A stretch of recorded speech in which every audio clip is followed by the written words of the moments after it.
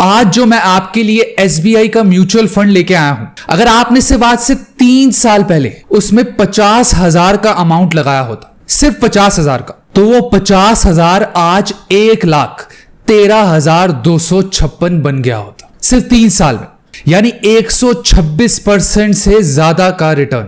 ये सब फिगर्स मेरे नहीं है, आप खुद गूगल में फंड का नाम डालकर चेक कर सकते हैं। और वहीं अगर आपने एफडी यानी फिक्स डिपॉजिट में 50,000 का अमाउंट डाला होता आज से 3 साल पहले, तो वो 50,000 आज 60,600 हो गया होता। यानी एक तरफ है 63,000 का प्रॉफिट और दूसरी तरफ है 10,000 का प्रॉफिट। तो क्या चुनोगे आप? अब आप में से कई लोग कहेंगे कि एफडी में चाहे रिटर्न कम मिले लेकिन उसमें रिस्क नहीं होता और म्यूचुअल फंड में रिस्क होता है। बिल्कुल सही बात है, लेकिन जितना बड़ा म्यूचुअल फंड में रिस्क होता है उतना ही बड़ा रिस्क लेने का इनाम भी होता है। आपको ये कोई नहीं कह रहा है कि आपके पास जितना भी पैसा है आप सारा का सारा ले जाकर म्यूचुअल फंड में लगा दो, ऐसा बिल्कुल भी नहीं करना चाहिए। आप एफडी भी कराओ, लेकिन एफडी के साथ साथ म्यूचुअल फंड और स्टॉक्स में भी पैसा लगाओ, नहीं तो ये सारे पैसा बनाने के मौके आपके हाथ से निकल जाएंगे। आज की इस वीडियो में सिर्फ आप इस म्यूचुअल फंड के बारे में नहीं सीखेंगे, बल्कि ये भी सीखेंगे कि कोई म्यूचुअल फंड सेलेक्ट कैसे किया जाता है। तो दोस्तों, आज मैं आपके लिए लेके आया हूं एसबीआई का infrastructure fund,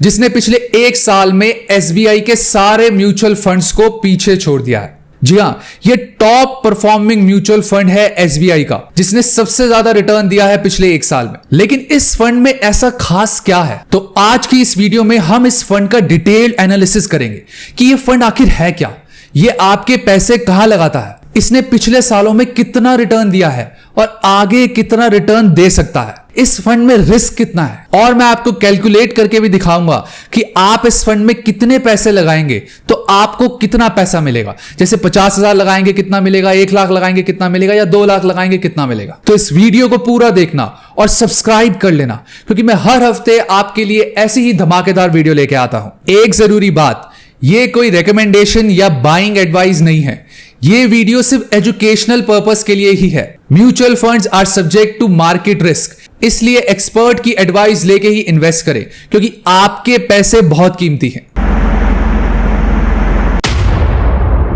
hello, hi and नमस्ते दोस्तों, मैं हूं आपका होस्ट हार्दिक। और पहले बात करते हैं कि आखिर ये एसबीआई इंफ्रास्ट्रक्चर फंड है क्या। दोस्तों, 2014 के बाद इंडिया में इंफ्रास्ट्रक्चर बूम आया हुआ है। करंट गवर्नमेंट ने पिछले 9 सालों में सबसे ज्यादा फोकस किसी सेक्टर पे किया है तो वो है इंफ्रास्ट्रक्चर सेक्टर।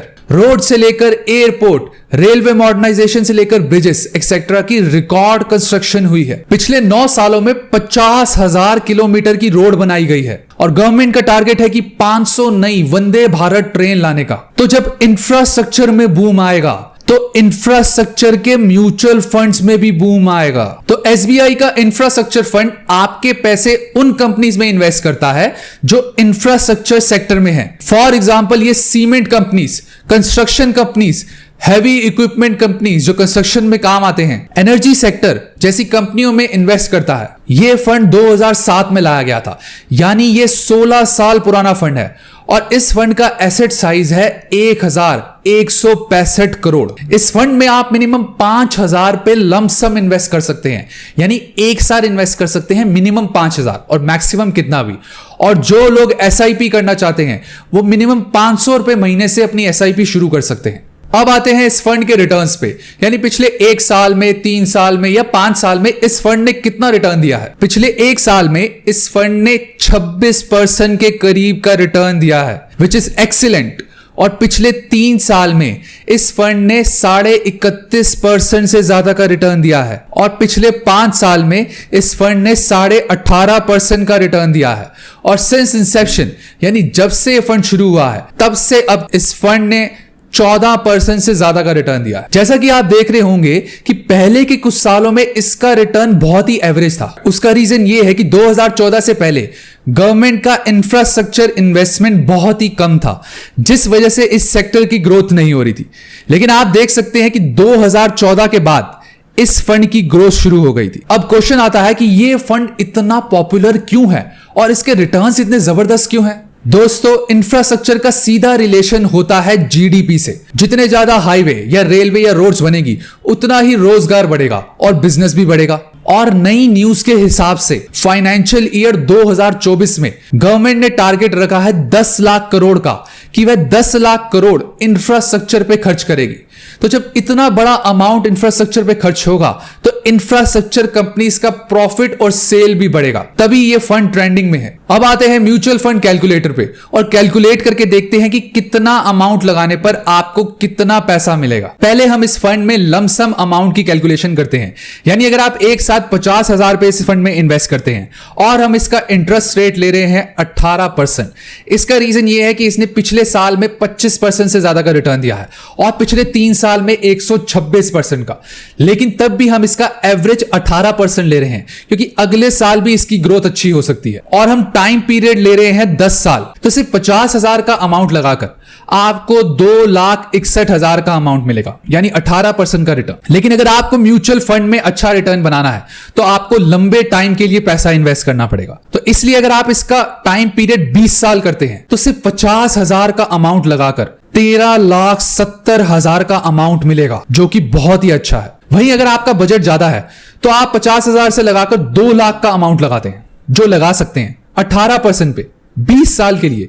तो सिर्फ 2 लाख का अमाउंट लगाने पर आपको 54,78,000 का अमाउंट मिलेगा, यानी 52.5 लाख से ज्यादा का प्रॉफिट। अब आते हैं एसेट एलोकेशन पे, यानी ये फंड आपके पैसे कौन सी जगह लगाता है। जैसा कि आप अपनी स्क्रीन पर देख सकते हैं, ये फंड अपना 95% से ज्यादा पैसा इक्विटी में लगाता है, क्योंकि ये एक इक्विटी एक्टिव फंड है। तो 95% से ज्यादा पैसा ये स्टॉक्स में लगाता है और बाकी 4-4.5% के करीब अदर चीजों में। अब आते हैं सेक्टर एलोकेशन पे, यानी आपके पैसे ये कौन कौन से सेक्टर में लगाता है। ये 15.5% अमाउंट कंस्ट्रक्शन की कंपनीज में लगाता है, जो कंपनी कंस्ट्रक्शन के बिजनेस में है। 14% से ज्यादा का अमाउंट मटेरियल की कंपनीज में लगाता है, जैसे हो गया सीमेंट या जो भी कंस्ट्रक्शन में मटेरियल यूज होता है। 13% से ज्यादा का अमाउंट कैपिटल गुड्स की कंपनी में लगाता है और 11.5% अमाउंट एनर्जी के कंपनीज में और मेटल एंड माइनिंग की कंपनी में भी 11.5% और बाकी अदर कंपनीज में 33% का अमाउंट लगाता है। अब देखते हैं टॉप 10 कंपनीज जिनके अंदर इस फंड ने इन्वेस्टमेंट कर रखी है। सबसे ज्यादा इन्वेस्टमेंट इसने रिलायंस इंडस्ट्रीज लिमिटेड में इन्वेस्ट कर रखी है, जो है 7.9%। फिर इसने किया हुआ है लार्सन एंड टोब्रो लिमिटेड, जो कि एक बहुत ही बढ़िया कंपनी है, construction company,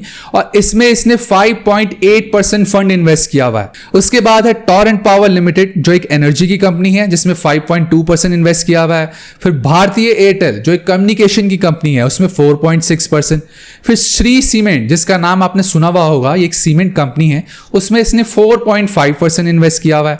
axis bank, UltraTech cement, GE&T India limited, Tega industries etcetera. अब आते हैं रिस्क पे, यानी इस फंड में इन्वेस्ट करने में रिस्क कितना है। रिस्क को समझने के लिए हम इस फंड के रिस्क रेशियो को समझते हैं। जैसा कि आपको स्क्रीन पे दिख रहा होगा, की रेशियोस, इसमें सबसे इंपॉर्टेंट होता है बीटा। बीटा होता है वॉलेटिलिटी, यानी ये फंड कितनी तेजी से ऊपर नीचे जाता है। कई स्टॉक होते हैं स्टेबल, जो धीरे धीरे ऊपर जाते हैं या धीरे धीरे नीचे आते हैं। जिसका जितना ज्यादा बीटा होगा उसमें इतनी ज्यादा ही वॉलेटिलिटी होगी, यानी वो उतनी तेजी से ही ऊपर नीचे जाता है। इस फंड का बीटा है 0.98% और कैटेगरी एवरेज, यानी इसी कैटेगरी के जो और फंड है उनका है 1.06%, यानी इसका बीटा कम है, जो कि बहुत एक अच्छी बात है। दूसरा होता है अल्फा। अल्फा का मतलब होता है कि ये बेंचमार्क इंडेक्स के कंपैरिजन में कैसा परफॉर्म करता है। इस फंड का अल्फा है 2.21% और कैटेगरी का अल्फा है 2.3%, जो कैटेगरी से माइनर कम है। इन रिस्क रेशियो को हम देख के ये कह सकते हैं कि ये कंपैरेटिवली एक सेफर फंड है इस कैटेगरी के बाकी फंड के कंपैरिजन में। अब बात करते हैं एक्सपेंस रेशियो और एग्जिट लोड की। इस फंड का एक्सपेंस रेशियो है 1.8%। ये एक्सपेंस रेशियो थोड़ा हाई है। जिनको नहीं पता मैं उनके लिए बता दूं कि एक्सपेंस रेशियो एक फीस होती है जो म्यूचुअल फंड कंपनीज हमसे चार्ज करती हैं हमारी तरफ से पैसे इन्वेस्ट करने के लिए और उन फंड्स को मैनेज करने के लिए। इस फंड का एग्जिट लोड है 0.5%। अब लास्ट टॉपिक पे आते हैं, जो है टैक्स। अगर आप अपने फंड 1 साल से पहले रिडीम करते हैं तो आपको 15% का टैक्स देना होगा। लेकिन वहीं अगर आप अपने फंड 1 साल के बाद रिडीम करते हैं और आपका टोटल रिटर्न 1 लाख से ज्यादा हो जाता है एक फाइनेंशियल ईयर में, तो आपको 10% का long term capital gain tax देना होगा। यह था एसबीआई इंफ्रास्ट्रक्चर फंड का एक डिटेल्ड एनालिसिस। अगर आप भी कोई और फंड का एनालिसिस चाहते हैं तो उस फंड का नाम आप कमेंट बॉक्स में लिख सकते हैं। अब मिलेंगे ऐसी ही अगली इंटरेस्टिंग येट इंफॉर्मेटिव वीडियो में। तब तक के लिए do like, share, comment and subscribe to my YouTube channel which is Money right.